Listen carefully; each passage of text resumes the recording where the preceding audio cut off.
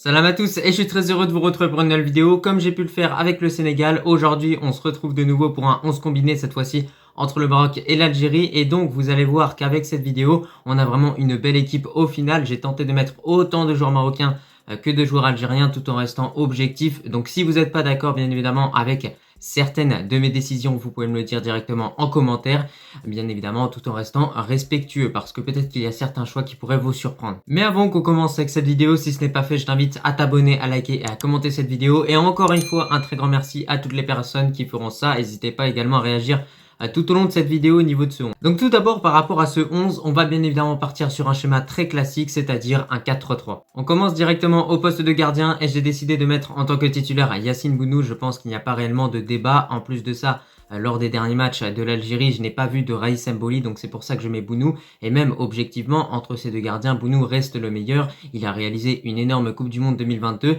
Grâce à ça, ça lui a permis de figurer justement parmi les meilleurs gardiens au monde avec le trophée The Best parce qu'il a été nominé. Et derrière, même le coach de l'Argentine l'a reconnu. Yacine Bounou est le meilleur gardien de cette Coupe du Monde 2022 devant justement Emiliano Martinez qui ne méritait pas forcément de remporter le trophée au final. Donc certes, de son côté, Raïs Mboli a réalisé une grosse Coupe du Monde justement au Brésil, mais au final, le joueur n'a pas été nominé lors du trophée The Best et c'est là où on voit toute la différence justement entre ces deux gardiens. Et en termes de clubs, Raïs Mboli est passé par des clubs que personne ne connaît réellement et de l'autre côté, Yacine Bounou est quand même allé du côté du FC Séville et pourrait prétendre justement à rejoindre un grand club durant le prochain mercato estival. On verra comment ça va se passer, mais du coup voilà, il y a une certaine différence entre ces deux gardiens. Même si Raïs Mboli est un bon gardien, Yacine Bounou lui est un très bon gardien. Pour entamer avec la défense, au poste de latéral droit, j'ai aligné Hakimi. Alors là, je pense encore une fois que c'est un choix qui est plutôt logique, il n'y a pas réellement de débat, même si le joueur qui pourrait le concurrencer au niveau de cette équipe Maroc-Algérie serait du coup Youssef Attal.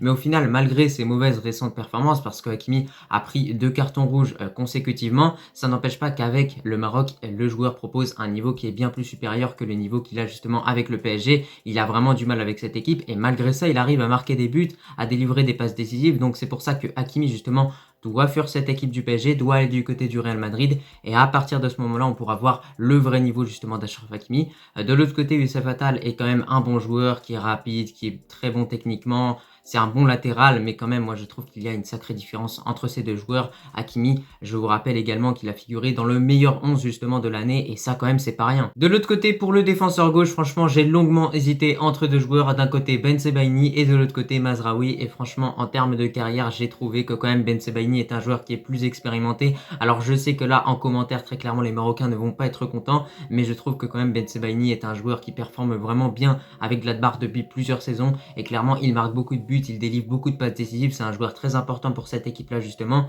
et je pense que ce sont des choses réellement à mentionner, et c'est un joueur qui mérite totalement sa place justement dans ce 11, et du côté de l'Algérie, c'est également un joueur qui sort de bonnes performances, donc c'est pour ça qu'au final, je le mets en tant que défenseur gauche dans ce 11. Après, bien évidemment, j'aurais pu mettre Mazraoui, mais quand même, la situation est complexe pour lui au Bayern. Bon, sa situation est en train de s'améliorer petit à petit, mais ça n'empêche pas qu'il n'a pas joué énormément cette saison. Au niveau de la charnière centrale, je suis désolé pour les DZ, mais ces deux joueurs-là, on peut clairement pas s'en passer dans ce 11 justement. J'ai décidé d'aligner bien évidemment le duo Aguerd Saïs. Les deux joueurs sont vraiment exceptionnels, que ce soit en club ou en équipe nationale bien évidemment.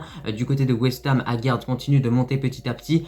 Peut-être que durant ce mercato estival, il va prendre la direction de Liverpool, d'Arsenal ou d'un autre grand club en première ligue, mais le joueur est vraiment en train de continuer de progresser avec cette équipe. C'est quand même assez fou l'ascension qu'il est en train de vivre justement depuis son retour du Qatar.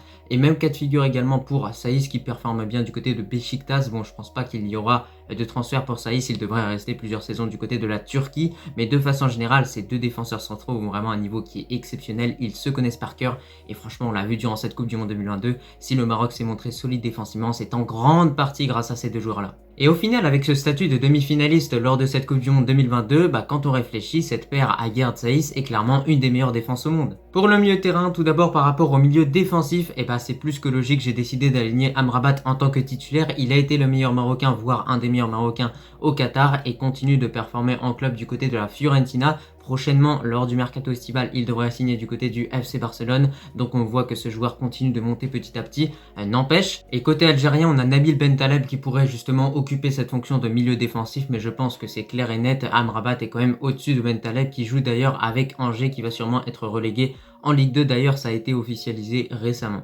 Dans la continuité, au niveau du milieu central, tout d'abord j'ai décidé d'aligner en tant que titulaire à Bennacer. C'est plus que logique, c'est vraiment un joueur qui mérite sa place clairement dans ce 11, qui a beaucoup de qualité justement à apporter à n'importe quelle équipe.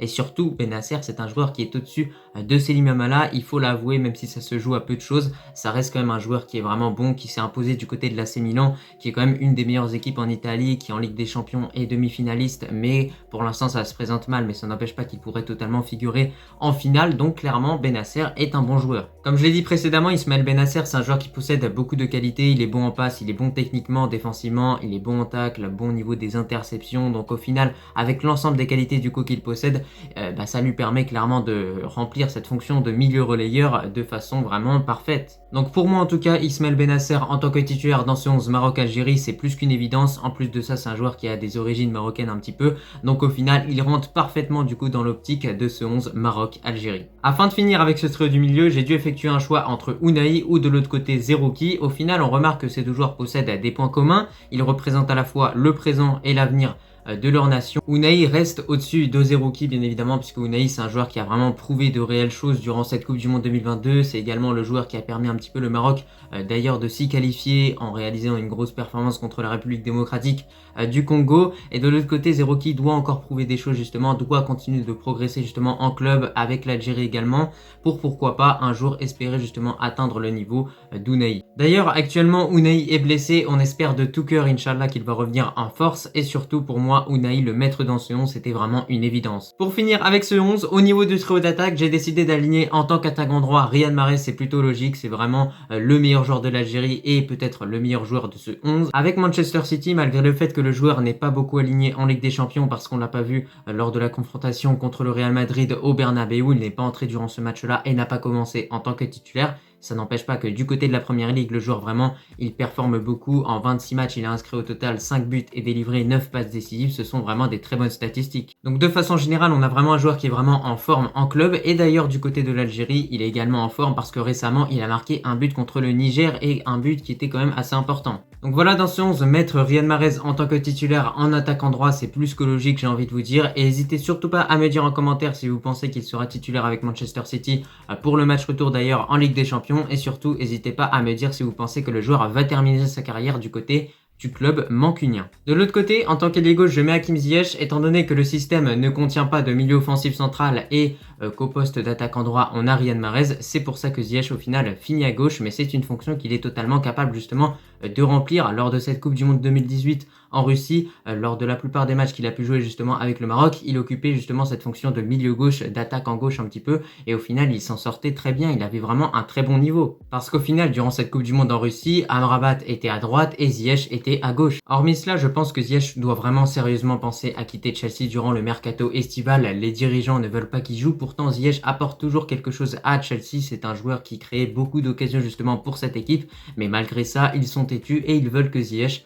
ne joue pas. Donc en tout cas, moi j'espère qu'à l'avenir, Ziyech rejoindra un club beaucoup plus prestigieux que Chelsea, un club qui le mérite réellement, et du coup ce club serait pourquoi pas l'AC Milan, pourquoi pas le PSG également, mais je pense qu'il aura des problèmes en France comme Hakimi en a eu d'ailleurs récemment. Donc au final, moi je le conseillerais vraiment d'aller du côté de la Serie A avec l'AC Milan, qui est un club qui est en train de remonter justement à son niveau initial. Enfin, pour le buteur, au niveau de ce trio d'attaque, franchement, ça a été compliqué pour moi justement d'effectuer un choix. J'hésitais entre 3 buteurs au total, donc Youssef En-Nesyri, Bounedjah et pour finir Slimani.